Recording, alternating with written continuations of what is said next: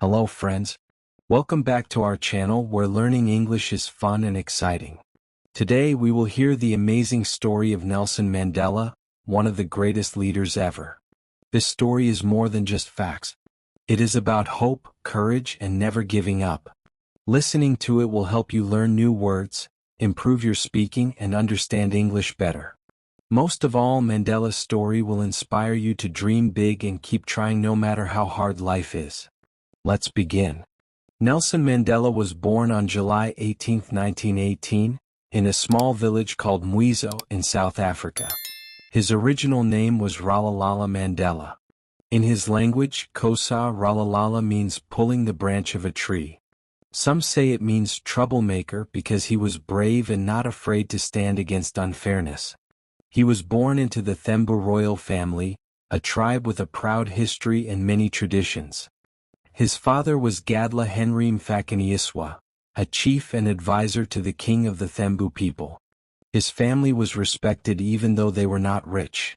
His mother, Nasikini Fani, was a strong Christian woman. She taught Nelson to be kind, humble, and faithful. As a child, Mandela's life was simple but happy. He lived in a small hut made of mud and straw. There was no electricity or running water. Yet he felt free and joyful. Young Nelson loved to run barefoot in the fields, take care of cattle, and swim in rivers. He played traditional games with his friends and listened to stories from elders around the fire at night. These stories were often about brave warriors and leaders, which inspired him. One day his father told him, "A true leader does not want power for himself. A true leader serves the people." Mandela remembered these words all his life. When Mandela was 9, his father became sick and died. This was very sad, but it changed Mandela's life. After his father's death, Mandela's mother took him to live with Chief Janjantaba Dalindibo. The chief was a leader of the Thembu people. The chief welcomed Mandela like a son. For the first time, Mandela saw a bigger world beyond his village. He lived in the chief's palace, watched meetings, and learned about leadership and responsibility. At 7, Mandela started school at a Methodist school. His teacher gave him the English name Nelson, as was common in schools at the time. Mandela did not know why he needed a new name but accepted it. He loved learning, especially English stories, history, and geography. He liked hearing about African heroes who fought for freedom. Mandela believed that education is a powerful tool to change the world. This belief made him study hard and dream big. As Mandela grew older, he saw how unfair life was.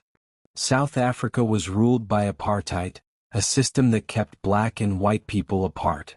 Black people could not vote, own land, or live in the same places as white people. Mandela saw this injustice everywhere. When he was 16, Mandela took part in a ceremony where boys became men. The elders spoke about responsibilities but also about the sadness of their people under apartheid. Mandela felt a strong wish to fight for fairness. When he was 19, the chief arranged a marriage for Mandela, but Mandela wanted to choose his own path. So he made a brave choice and ran away to Johannesburg, a big city. Johannesburg was very different from his village. It was busy and full of problems. Black people worked hard but were paid little and lived in poor areas. White people had most of the money and power. Mandela worked as a night watchman in a gold mine and continued studying. He lived in a small room and often was hungry. But he never gave up. He believed education would help him find a better future. Mandela kept studying and did very well in school. He went to the University of Witwatersrand to study law. He was one of the few black students there. Some people treated him unfairly because of his skin color, but this made him stronger. While at university, Mandela joined the African National Congress, or ANC. This group wanted to stop apartheid and give black South Africans equal rights.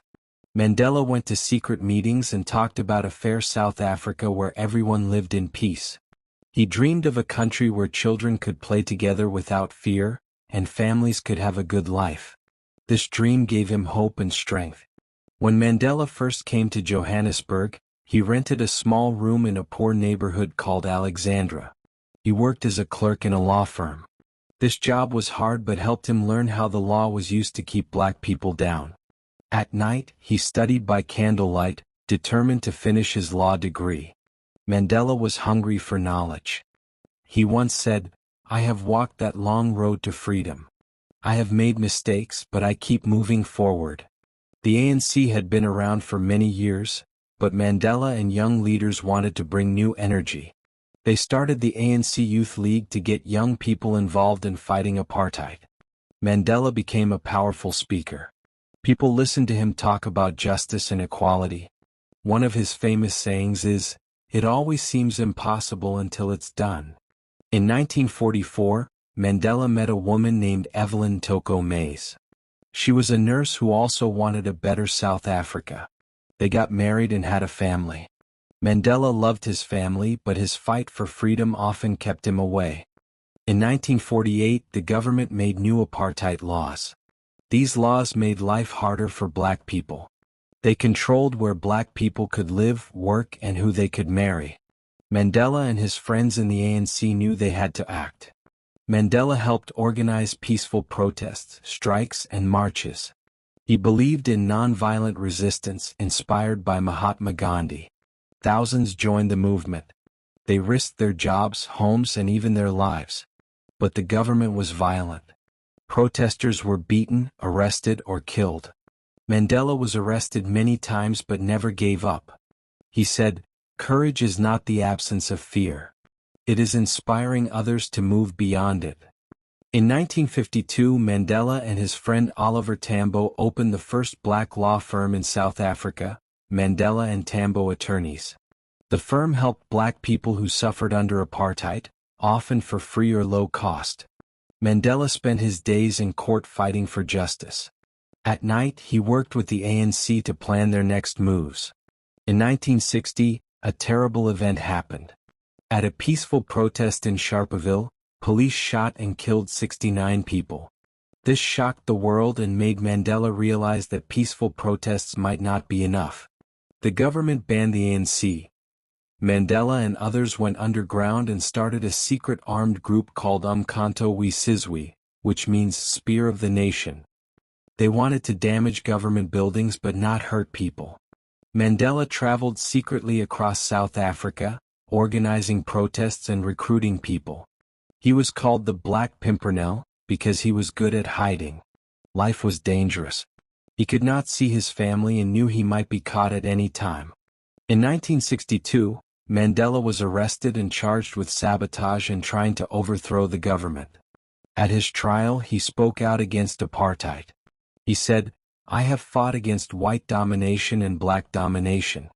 I want a free and democratic society where everyone is equal. If I must die for this, I am ready." Mandela was sentenced to life in prison and sent to Robben Island, a harsh prison near Cape Town. Life in prison was very hard.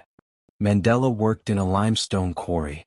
He lived in a tiny cell with no bed, only a thin mat. Guards were cruel. He could have only one visitor and one letter every 6 months. But Mandela stayed strong. He studied, thought about the future, and planned. He learned Afrikaans, the language of his enemies, to understand them better. He taught younger prisoners about leadership and hope. Mandela said, "I am an optimist. I keep my head toward the sun and my feet moving forward." As the years passed, Mandela became a symbol of hope for millions of people inside and outside South Africa. Protests against apartheid grew stronger. People around the world called for Mandela's release, but the South African government said no. Many thought Mandela's fight was over because he was in prison. But actually, his imprisonment made the struggle stronger. His name was on the lips of people everywhere. They shouted, "Free Nelson Mandela," at protests and held his picture on banners. Inside prison, Mandela remained a leader. He secretly communicated with other ANC leaders.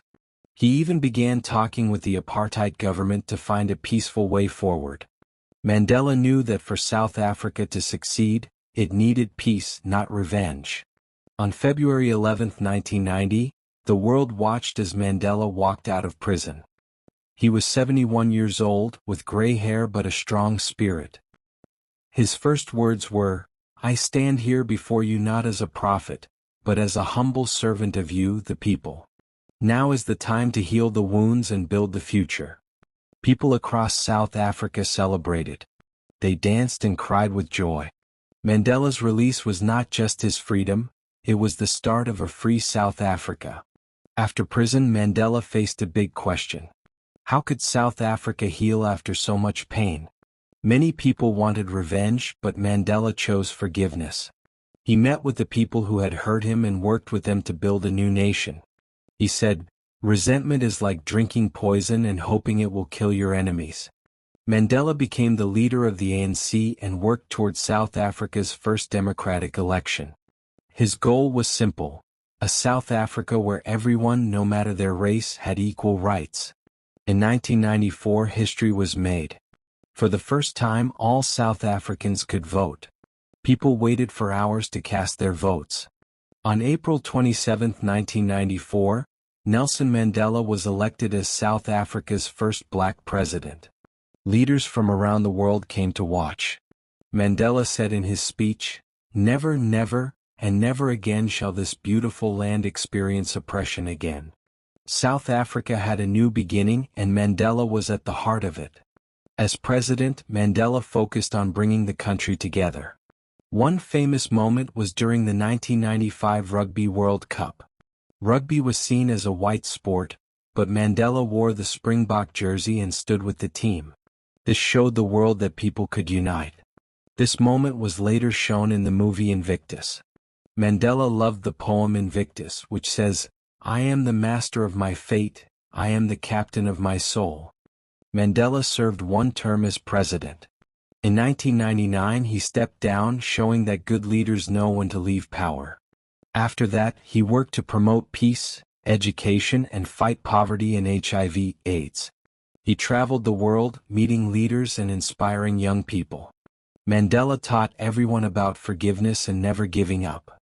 Nelson Mandela died on December 5, 2013, at 95 years old. The world mourned a great man. Millions attended his memorial, including presidents, celebrities, and ordinary people. Mandela's legacy is everywhere. He showed that no matter how hard life gets, hope and patience can change the world. His life teaches us that greatness comes from hard work, sacrifice, and believing in your dreams. Mandela's story reminds us, never give up even in tough times. Forgiveness is stronger than hate. One person can make a difference. He spent 27 years in prison for what he believed. When free, he could have been angry but chose peace. He showed that even in darkness, we can choose light and hope. Mandela's journey was not easy. Many times he could have quit. But he kept moving forward. He knew change is hard but believed small steps make a big difference. He showed we don't need to be perfect but must never stop trying. In every challenge, Mandela remembered his dream of a free, equal world. His fight was for his children, grandchildren, and all future generations. He said, "I never lose. I either win or learn." This teaches us that failure is not the end. Every time we fall, we can get up stronger. His life shows us that no matter where we come from, we can make a difference. We can be leaders in small ways.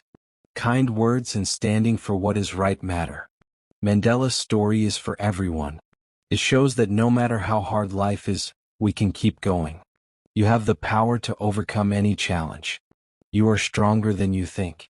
So remember Nelson Mandela when you want to give up. Think of the hardships he faced and how he kept going. He didn't let anything stop him, and neither should you. Your dreams are worth fighting for, and you have what it takes to reach them. Mandela's journey changed South Africa and the world. He inspired millions, and his message will inspire for many years. So keep his story in your heart.